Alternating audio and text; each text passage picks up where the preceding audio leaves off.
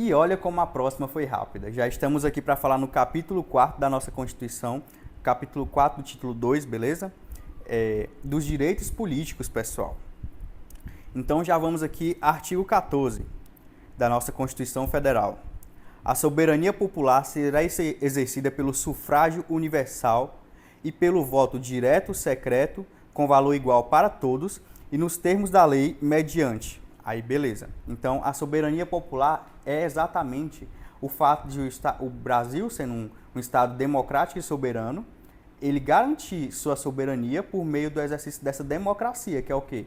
Esse sufrágio universal e o voto secreto, beleza? Então, os indivíduos, a própria população ali eleita, capacitada a votar, ela vai exercer esse direito a voto com um valor igual a todos. Já existiram sociedades que não era assim, que, enfim, só votava quem tinha um determinado nível de educação ou quem era de uma determinada raça. No Brasil, não. O voto tem valor igual para todos. Uma pessoa, um voto. E nos termos da lei mediante. Beleza. Plebiscito.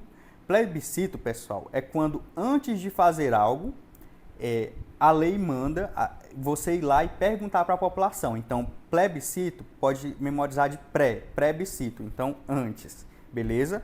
Referendo, ou seja, você faz e depois você vai lá e pergunta para a população se ela concorda. Se não concordar, aí pode ou não ser desfeito ali o que foi decidido inicialmente. Iniciativa popular. Iniciativa popular, pessoal, é um exemplo de como você pode criar leis, por exemplo. Então, dá para criar leis por iniciativa popular. Você vai precisar de uma determinada quantidade de assinaturas de pessoas que concordam com aquela lei para poder ali propor ela, colocar essa iniciativa no Congresso Nacional, ou seja, lá onde seja de direito. Pode ser Câmara dos Deputados estaduais, ou mesmo Congresso Nacional e por aí vai, tá bom? Então, aqui a gente continua. O alistamento eleitoral e o voto são, inciso 1º, obrigatórios para maiores de 18 anos. Inciso 2º, facultativos para. Então, alistamento eleitoral e o voto são facultativos para. A linha A, os analfabetos. A linha B, os maiores de 60 anos. A linha C, os maiores de 16 e menores de 18 anos. Então, beleza, aqui é uma questão de leitura e a gente vai só buscar sempre memorizar. Então, analfabeto não é obrigado a votar, ele é facultativo. A linha B, os maiores de 70 anos também não são obrigados a votar, até porque aí eles já estão com mais limitações físicas, corporais, que aí não se pode dizer se compensa mais eles ficarem em casa descansando e se prevenindo muitas vezes de um vírus, uma bactéria, ou se compensa mais eles irem votarem. Enfim, é facultativo. E os maiores de 16 e menores de 18, que eles estão aprendendo a votar, né? Estão sendo inseridos nessa vida pública, na cidadania e tudo mais. Beleza. Parágrafo 2º. Não podem alistar-se como eleitores os estrangeiros e, durante o período do serviço militar obrigatório, os conscritos. Parágrafo 3º. São condições de elegibilidade na forma da lei. Inciso 1º. A nacionalidade brasileira. Inciso 2º. O pleno exercício dos direitos políticos. Inciso 3º. O alistamento eleitoral. Inciso 4º. O domicílio eleitoral na circunscrição. Inciso 5º, a filiação partidária. Então, a gente está falando aqui de quê? Condições de elegibilidade, beleza? Então, você precisa estar filiado a um partido para poder se candidatar ali. Mas aí a gente vai ver aqui na frente, tem como clicar, até cliquei sem querer, para ir para um regulamento que vai dizer como é que funcionam os partidos políticos e lá vai sempre ter exceções, né? Inciso 6º, a idade mínima de. Então, você tem que ter, no mínimo, 35 anos para presidente e vice-presidente da República e senador, 30 anos para governador e vice-governador de estado e do Distrito Federal. Lembrando que o Distrito Federal não é um estado e nem um município, ele é o Distrito Federal. A linha C, 21 anos para deputado federal, deputado estadual ou distrital, prefeito, vice-prefeito e juiz de paz. A linha D, 18 anos para vereador. Parágrafo 4º. São elegíveis os Parágrafo 4º. São inelegíveis os inalistáveis e os analfabetos. Parágrafo 5º. O Presidente da República, os governadores de Estado e do Distrito Federal, os prefeitos e quem os houver sucedido ou substituído no curso dos mandatos poderão ser reeleitos para um único período subsequente. Parágrafo 6º. Para concorrerem a outros cargos, o Presidente da República, os governadores de Estado e do Distrito Federal e os prefeitos devem renunciar aos respectivos mandatos até 6 meses antes do pleito. Pessoal, aqui está o motivo. Vocês lembram que eu fiz na aula anterior exatamente, a gente estava falando de nacionalidade. E aí eu falei assim, pessoal, se fulano sai da cadeira, aí sai cicrano, beltrano, né? Cicrano, enfim, sai presidente, vice-presidente, sai o presidente do Congresso, todo mundo que fosse da linha sucessória ali do governo, saísse da cadeira, fosse ficando sem presidente, quem assumir era tal pessoa. Aí você pode dizer assim, não, Juan, mas aí tu tá idealizando demais, como é que esse tanto de gente vai querer abrir mão do poder? Aqui está o motivo, pessoal. Esses dois últimos incisos que eu li, que o Presidente da República e os governadores de Estado e do Distrito Federal, os prefeitos e quem os houver sucedido no curso do mandato poderão ser eleitos para um único pleito, ou seja, a pessoa está lá de vice-presidente ou de presidente do Congresso Nacional. E aí, devido o presidente ter saído por causa do outro parágrafo, por quê? Se você é do chefe do executivo, então presidente, governador ou prefeito, e você quer mudar para ir para o Senado, para a Câmara, no próximo, né, porque você não pode mais se reeleger, você tem que sair do seu cargo pelo menos 6 meses antes. Se você sai do cargo, assume o próximo.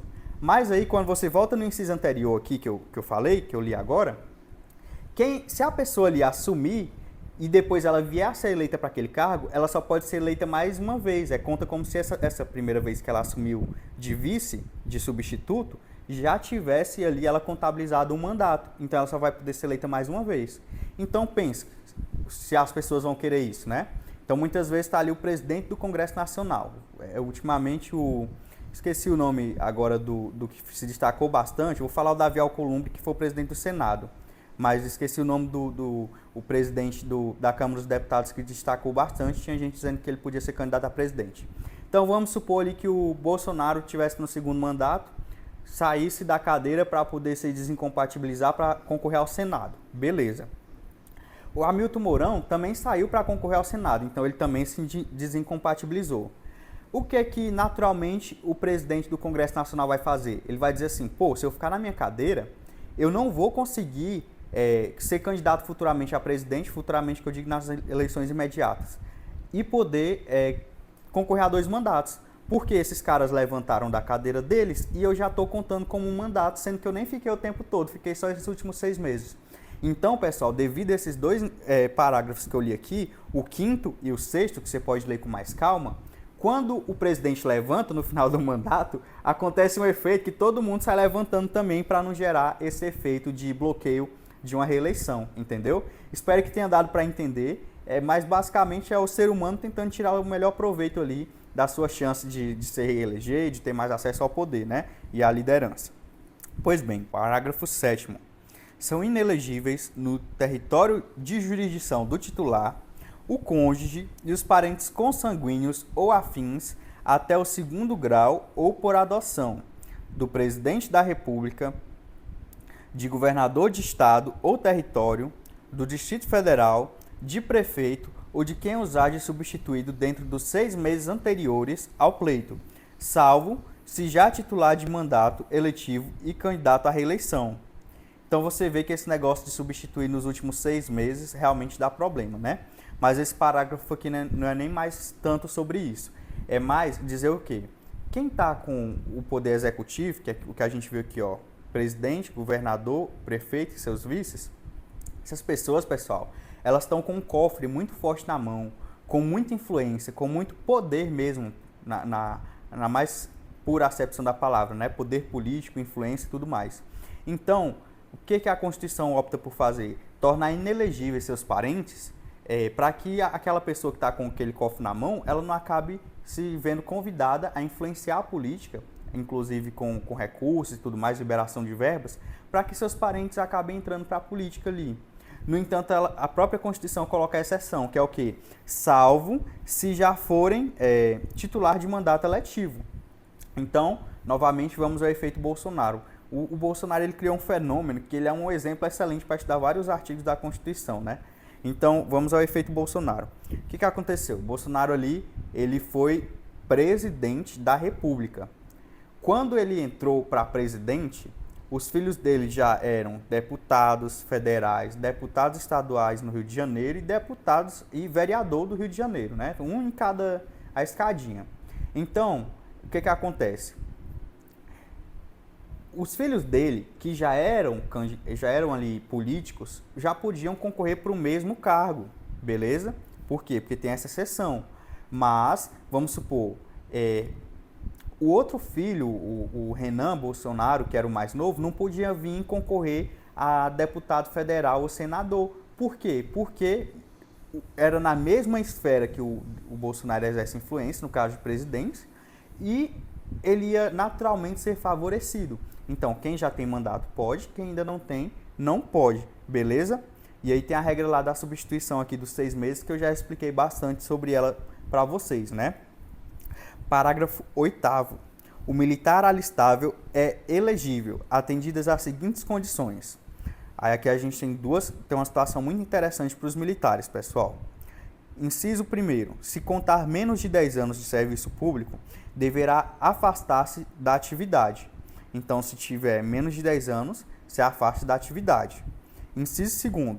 Se contar mais de 10 anos de serviço, será agregado pela autoridade superior e, se eleito, passará automaticamente no ato da diplomação para inatividade.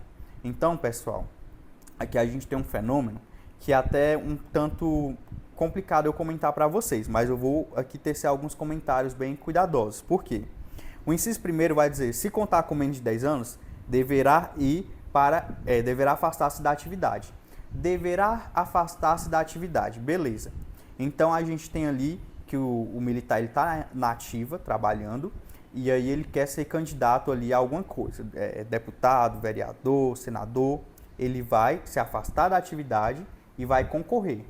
Beleza, aí existe uma briga de interpretação da Constituição, que é muito comum em todas as áreas. Mas aí essa pessoa se afastou da atividade. Se ele não foi eleito, ele volta à atividade? Pessoal, salvo engano, salvo melhor juízo, você pode fazer uma pesquisa também, mas atualmente sim, volta. No entanto, existem muitas propostas que esse militar ele não volte à atividade, porque tem gente que diz que ali é como se fosse um corromper, né? Não vou falar corromper de corrupção, mas que esse militar, quando ele vai para a vida pública, muda ali a questão de ordenamento. Quando ele volta a ser militar, que ele não é eleito, ele volta de uma maneira completamente diferente dentro das fileiras, entendeu? E com objetivos e poderes completamente diferentes, né? E eu vou só comentar o outro inciso e já eu dou alguns exemplos para vocês. E aí a gente tem o outro caso que é mais tranquilo.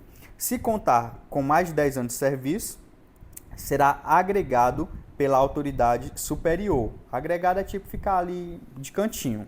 E se eleito, passará automaticamente no ato da diplomação para inatividade. Exatamente para você não ter um militar ali trabalhando e na política, porque isso já é histórico, pessoal. Dá problema. Você pode dizer que, não sei qual a sua opinião, mas vai dar problema porque é histórico. Vai dar problema se você misturar militar com poder político, entendeu?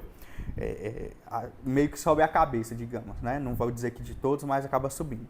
E aí, pessoal, a gente tem alguns fenômenos, né, de policiais militares no Brasil recentemente. Acho que até diminuiu mais, mas eu posso citar 3, né? Policial civil delegado da Cunha, lá no Rio de Janeiro, salvo engano, não lembro se São Paulo ou Rio de Janeiro. Foi um grande fenômeno. Fazia vídeos policiais, né? E postava no YouTube, até hoje deve dar milhões de views. E ele fazia aquilo no horário de trabalho e serve para informar a população, serve. Mas aí depois, né, a gente vê que mistura ali muito a questão de o que ele está trabalhando para o YouTube, o que ele está trabalhando para ele, o que é o delegado trabalhando, o que é o político trabalhando. E ali mistura, entende? Esse poder que a pessoa está somando de muitas frentes acaba deturpando ali a função do cargo realmente. E aí o que acontece? Chegou o caso de, enfim, tem investigações sobre isso, né? Então é aberto, de ele chegar para fazer um flagrante num lugar, pegar o bandido no flagra, um sequestrado, uma pessoa lá dentro, ele dizer, não, volta todo mundo, aí a gente vai lá fora, que eu vou pegar minha câmera para filmar, para a gente invadir de novo, para poder ver o que aconteceu.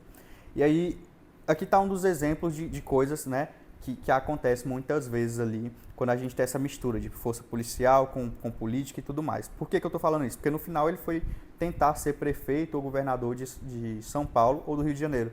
Peço aqui as escusas, devido a eu não lembrar agora qual dos dois estados. Outro exemplo, né, é Gabriel Monteiro, esse no Rio de Janeiro, de certeza. Gabriel Monteiro era militar, começou filmando eventos e tudo mais, principalmente da esquerda, desafiando as pessoas. E aqui eu falo desafiando no sentido de realmente indagar sobre coisas, não estou falando que ele está errado no que ele estava fazendo. Mas que em algum ponto começou a misturar ali a atividade dele policial também com a atividade enfim, cidadão, de pessoa que queria a vida pública. E acabou que foi eleito o vereador mais bem votado do Rio de Janeiro. Palmas para ele, parabéns pela atividade exercida do ponto de vista de informar as pessoas. No entanto, misturou novamente essa questão, sabe, do policial com o cidadão, com tudo mais. E por último, não vou lembrar o nome do último agora, mas basicamente acaba nesses dois exemplos que eu já citei. Fora tantos outros de quando você mistura a atividade policial ali, militar, com a questão de mídias, de influência política e dessa deturpação de poderes. Você imagina uma pessoa que cresce com esse poder militar na vida pública e depois ela volta se ela pudesse voltar para o militar, influenciar com esse poder político, aí ela pega o comando aqui do poder militar e depois ela volta na vida pública e diz assim, não, agora não é mais do jeito público, é do jeito que eu quiser. Mais ou menos isso que acontece. É assim que as ditaduras nascem, entendeu? Então, com todas as escusas que eu peço a você por uma eventual opinião contrária que você tenha, aqui eu estou só extrapolando até um pouco dos detalhes para poder você entender realmente o motivo desses incisos e desses parágrafos. Maravilha. Parágrafo 9º. Lei complementar estabelecerá outros casos de inegibilidade e os prazos de sua cessação, a fim de proteger a probidade administrativa, a moralidade para o exercício de mandato considerada vida pregressa do candidato, e a normalidade e a legitimidade das eleições contra a influência do poder econômico ou abuso do exercício de função, cargo ou emprego na administração direta ou indireta. Exatamente isso que eu acabei de falar, né? Influência do poder econômico, ou se a pessoa também cometeu algum crime, ela vai ficar afastada um tempo dessa vida mais pública de poder se candidatar, ou abuso do exercício da função, que é o caso claramente do policial da Cunha lá no Rio de Janeiro ou em São Paulo. Beleza, pessoal. Parágrafo 10. O mandato eletivo poderá ser impugnado ante a Justiça Eleitoral no prazo de 15 dias contado da diplomação, instruída a ação com provas de abuso do poder econômico, corrupção ou fraude. Parágrafo 11. A ação de impugnação de mandato tramitará em segredo de justiça, respondendo o autor na forma da lei, se temerária ou de manifesta má-fé. Parágrafo 12. Serão realizadas concomitantemente às eleições municipais as consultas populares sobre questões locais aprovadas pela câmaras municipais e encaminhadas à Justiça Eleitoral até 90 dias antes da data das eleições, observados os limites operacionais relativos ao número de quesitos, que é aquele parágrafo que não é muito colocado em prática, apesar de que ele foi colocado em 2021, então talvez tenha mais utilidade daqui para frente. Mas aqui lembra o referendo que eu falei? Você faz a coisa, depois você pergunta para a população, e aí, tá bom assim? Vocês concordam? Então aqui é dizendo realmente que isso será feito cada vez mais e junto com as eleições municipais. Parágrafo 13. As manifestações favoráveis e contrárias às questões submetidas às consultas populares, nos termos do parágrafo 12, ocorrerão durante as campanhas eleitorais, sem a utilização de propaganda gratuita no rádio e na televisão. Artigo 15. É vedada a cassação de direitos políticos, cuja perda ou suspensão só se darão nos seguintes casos. Então, aqui, pessoal, a gente já sabe que é vedada a cassação de direitos políticos. Você pode fazer com que a pessoa perca aquele direito ou pode suspender ele, mas não pode cassar. Cassar seria para sempre, a perda e a suspensão seriam mais ali temporários. Inciso 1º. cancelamento da naturalização por sentença transitada em julgada. Inciso segundo, incapacidade civil absoluta. Aí como você vai deixar uma pessoa com incapacidade civil absoluta tendo direitos políticos? Não tem como, né, deixar ela votar e ser votada se ela não sabe guiar a própria vida. Esse é o raciocínio. Inciso terceiro, condenação criminal transitada em julgado, enquanto durarem seus efeitos. Aqui, pessoal, a gente tem um inciso ali que salvou não só o Lula, mas muitos outros, questão de segunda instância. O que acontece? Antes, tinha um entendimento do Superior Tribunal Federal que você poderia prender após segunda instância, salvo engano, do STF, né, do Supremo Tribunal Federal. Quando o Lula foi preso, a defesa voltou a defender a tese com mais força de que um inciso como esse está dizendo o quê?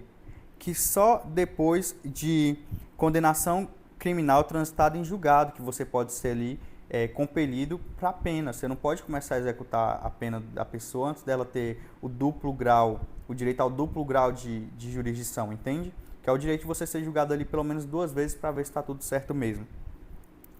Que eu não vou me aprofundar, mas realmente, nos termos da nossa Constituição, isso está certo.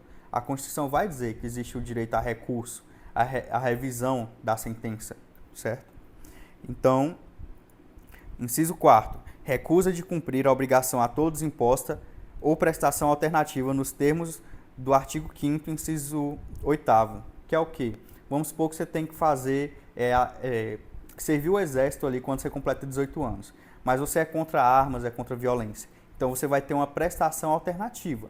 Se você não cumprir essa prestação alternativa, que às vezes é ficar prestando serviço comunitário, doar cesta básica, vai depender do caso, você pode ter seus direitos políticos suspensos ou ter a perda deles, mas nunca cassado, como a gente já viu. E aqui na prova de concurso é fácil, vem uma questão dizendo que vai cassar. Como a gente sabe que não pode, aquela questão está errada, você já aumenta a sua chance de acertar na prova de concurso. Inciso 5º, improbidade administrativa, nos termos do artigo 37 do parágrafo 4º. Então, artigo 37, parágrafo 4º. Então, pessoal, claro, uma pessoa que cometeu improbidade, muitas vezes ali roubou ou atentou contra os princípios da probidade administrativa, né, legalidade, impessoalidade, moralidade, eficiência, ou ainda ela favoreceu o terceiro, então essa pessoa não tem capacidade de manter seus direitos políticos e ali de manter até um emprego público. Por isso ela tem suspensos os direitos políticos até para ela perder também esse emprego público muitas vezes. Tudo bem. Artigo 16. A lei que alterar o processo eleitoral entrará em vigor na data de sua publicação, não se aplicando à eleição que ocorra até 1 ano da data da sua vigência. Para que isso, pessoal? Para que os nossos deputados, senadores, nossos congressistas e até outros não fiquem alterando as regras do jogo em cima da hora. Eles já estão lá dentro, veja só. Eles já estão lá dentro, com o poder, criando as regras. Aí chega na reta final, eles querem alterar muitas vezes, né? Eles aqui, eu não falo generalizando, mas eu falo o corpo de qualquer pessoa que esteja com poder, geralmente faz isso. Nos últimos dias ali, final do ano, eles querem alterar as regras para que a eleição ocorra já nas regras que eles fizeram, moldando para a realidade que eles estão vendo que vai se formar. Então, o próprio fato de eles criarem as leis já é injusto, né? Porque eles estão criando as leis para eles concorrerem com elas. Inclusive, aí imagine agora se eles puderem fazer isso em cima da hora. Então, aqui vai colocar que não se aplica a eleição que ocorra até 1 ano da data da sua vigência. Então é isso, pessoal. Eu vou encerrar por aqui, até minha voz já está falhando um pouco. Os direitos políticos, aqui a gente falou muito sobre direitos políticos. Na aula que vem a gente vai ver sobre os partidos políticos, tá bom? E eu agradeço seu compromisso por você estar assistindo essas aulas. Espero que você aprenda muito nesse canal, que a gente possa compartilhar conhecimento, que você possa saber mais sobre seus direitos e o funcionamento do nosso país e possa interagir também com o funcionamento do nosso país, né? Como diz aí alguns grandes influenciadores do nosso país, a gente está muitas vezes, os bons cidadãos, tendo medo de se reproduzir, tendo receio de participar da vida pública, porque a gente vê que quem está se reproduzindo geralmente é quem não está disposto a criar realmente uma família, os filhos da forma adequada. Quem se envolve na vida pública muitas vezes não é quem dá o melhor exemplo e a gente fica com receio de interagir nessas duas esferas, porque para não se misturar realmente. No entanto, os bons cidadãos, aqueles que realmente têm condição de interferir beneficamente no nosso país, é quem mais tem que participar da vida pública. Então é isso. Espero que sirva para vocês de muitas formas tudo isso que a gente está compartilhando aqui e até a próxima. Um abraço.